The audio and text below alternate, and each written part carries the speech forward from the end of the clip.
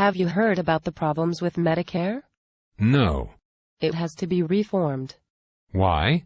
If it is not reformed, Medicare expenditures could eventually triple as a percent of GDP. Says who?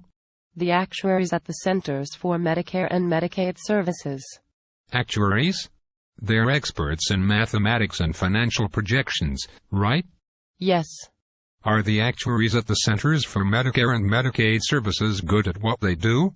Yes, they are some of the best actuaries in the world. Why do they believe that Medicare expenditures will eventually triple as a percent of GDP? Because Medicare expenditures are growing much faster than the economy. That is not good. No, it is not. Why are they growing so fast? Good question. There are 3 primary reasons.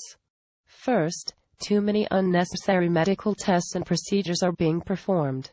Why would anyone take an unnecessary test or have an unnecessary procedure performed? Aren't they time-consuming and occasionally painful? Yes, they are.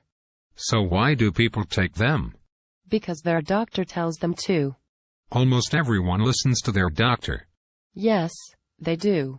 So why do doctors tell them to have unnecessary tests and procedures performed? They don't do it consciously. Humans react to incentives. Doctors are paid primarily based upon the number of procedures they perform. The more procedures, the more they are paid. Seems like the incentive should be changed. The focus should be on the quality of care provided, not the quantity. Additionally, some doctors order unnecessary tests and procedures because they are afraid of being sued. They are practicing defensive medicine. What is another reason Medicare expenditures are growing so fast? There's a substantial amount of fraud in the system. Really? Like what? Improper payments for durable medical equipment and home health care. The GAO estimated that improper payments cost the system about $48 billion in 2010.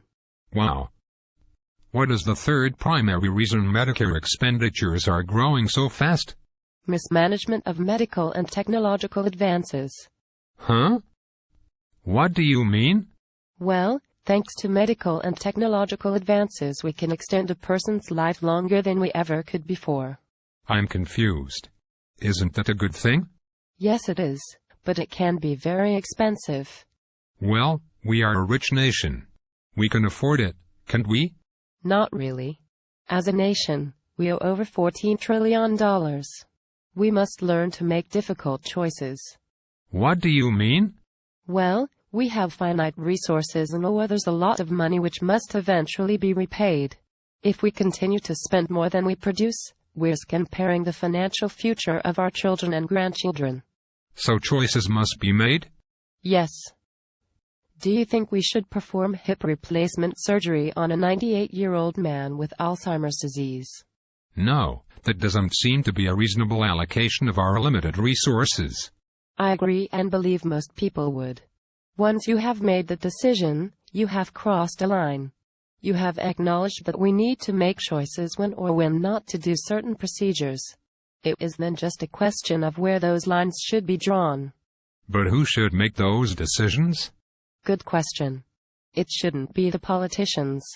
It needs to be a multidisciplinary team of professionals including doctors, ethicists, patient rights advocates, actuaries and economists.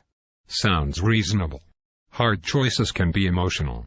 It is best to have a team of experts with no conflicts of interest make them. If we eliminate unnecessary tests and procedures and better manage future medical and technological advances, do you think we can control the growth of Medicare spending without discouraging future investment?